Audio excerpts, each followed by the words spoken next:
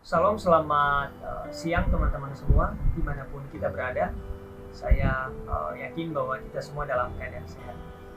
Pada kesempatan hari ini, saya ingin menjelaskan apa itu diakonia.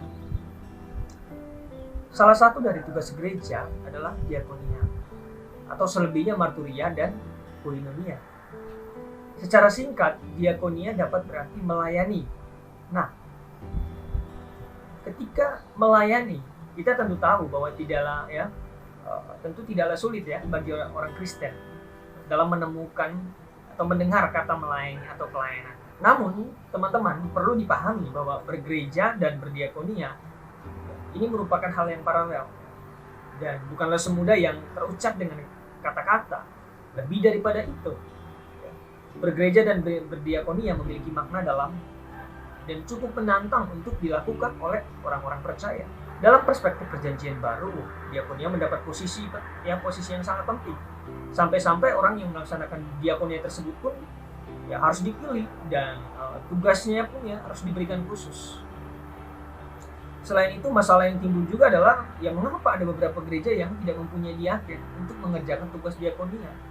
Gereja itu sendiri atau tugas itu dilimpahkan kepada para penatua atau pendeta sendiri.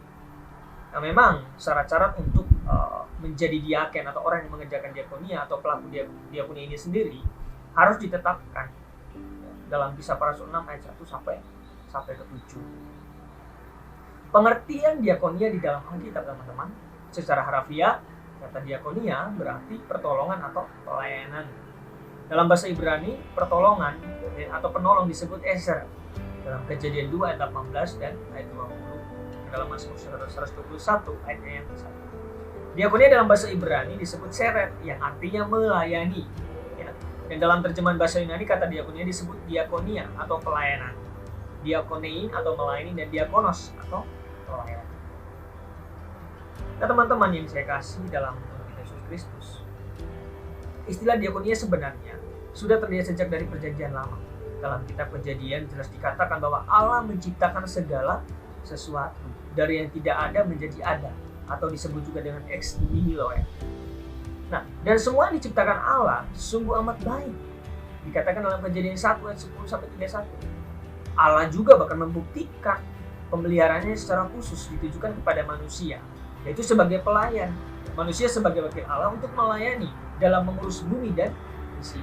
Nah, inilah panggilan pertama bagi manusia untuk melayani dalam kebebasannya dan menjawab kasihnya dengan belas kasih. Nah, teman-teman yang saya kasih dalam Tuhan kita Yesus Kristus, dalam perjanjian baru di samping kata-kata ini terdapat 5 kata lain untuk melayani, masing-masing dengan nuansa dan arti tersendiri. Yang dalam terjemahan Alkitab kita pada umumnya diterjemahkan dengan kata yang pertama, do lewein, yaitu melayani sebagai budak. Kata ini terutama menunjukkan arti pada ketergantungan dari orang yang melayani. Nah, kemudian yang kedua disebut leitrewein, yaitu melayani untuk uang. Kata bendanya latreia atau pelayanan yang diupah, juga dipakai dalam pemujaan dewa-dewa. Kemudian yang ketiga, leitoregei, yaitu dalam bahasa Yunani digunakan untuk pelayanan umum bagi kesejahteraan rakyat dan negara. Nah, kemudian dalam Roma 15 ayat 27 dan dalam 2 Korintus 9 ayat 12, kata ini dipakai untuk kolekte dari orang-orang Kristen asal kafir atau suatu perbuatan diakonal untuk orang miskin di Yerusalem pada waktu itu. Dari kata inilah berasal kata itu, yaitu suatu kata ibadah dalam pertemuan jemaat. Kemudian yang keempat, teman-teman, terapewein, di mana kata ini menggarisbawahi kesiapan untuk melakukan pelayanan ini sebaik mungkin. Kata ini juga di tempat lain dipakai sebagai sinonim dari menyembuhkan. Nah, kemudian yang terakhir, yang kelima, huperetein, yang menunjukkan suatu hubungan kerja, terutama relasi dengan orang untuk siapa pekerjaan itu dilakukan. Nah, kata ini berarti si pelaksana memperhatikan instruksi si pekerja. Nah, ketika dari beberapa hal yang dibahas tadi, bahkan yang sudah saya sebutkan teman-teman semua, dari semua kata di atas yang artinya saling berkaitan kelompok kata diakonei mempunyai nuansa khusus mengenai pelayanan antar sesama yang sangat pribadi sifatnya. Nah teman-teman yang saya kasih dalam Tuhan kita Yesus Kristus, pada siang hari ini saya sangat bersyukur bahwa kita dapat belajar daripada apa sih diakonia sebenarnya. Nah, sejauh penjelasan yang tadi sudah saya coba sebutkan, yang sudah saya jelaskan, kita sampai pada beberapa kesimpulan. Nah, yang pertama, secara harfiah, kata diakonia berarti memberi pertolongan atau pelayanan. Kata diakonia berasal dari bahasa Yunani, yaitu diakonia atau pelayanan, diakonein atau melayani, dan diakonos pelayan. Ya, atau tadi dolewein, yang yaitu melayani sebagai budak, atau lei trewein, yaitu melayani untuk uang. Lei tolgein, yaitu dalam bahasa Yunani digunakan untuk pelayanan umumnya bagi kesejahteraan rakyat dan negara. Atau terapoiwein, yaitu menggarisbawahi kesiapan untuk melakukan pelayanan ini sebaik mungkin. Dan uperetein, yang menunjukkan suatu hubungan kerja, terutama relasi dengan orang untuk siapa pekerjaan itu dilakukan. Nah, dalam kebudayaan Yunani teman-teman, kata diakonein dan diakonos memiliki arti yang luas dan dapat merujuk kepada beberapa arti. Nah, yaitu diakonia. Ya, diakonia berarti suatu pekerjaan yang hina sifatnya, yang hanya dilakukan budak belian ya, pada waktu itu. Nah, diakonia adalah kewajiban para budak belian ya, yang harus dilakukan tanpa pamrih. Wow, ini merupakan sesuatu yang luar biasa ya. Dilakukan para budak dan harus dilakukannya tanpa pamrih, tanpa jasa ya.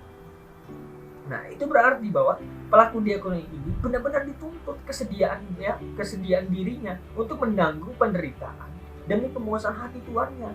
Wow, kalau kita diperhadapkan dengan hal seperti ini, pasti menjadi pergulatan dalam diri kita ya, bagaimana pribadi kita ketika mengalami posisi ya, dalam melakukan penerapan diakonia ini. Nah, dan diakonia adalah kesediaan memberikan tenaga pengolahan pertanian, peternakan, bongkar muat barang ke dalam kapal, bahkan menjadi tenaga pendayung kapal layar. Nah, ini dalam kebudayaan Yunani digambarkan beberapa daripada konteks pelayanan diakonia.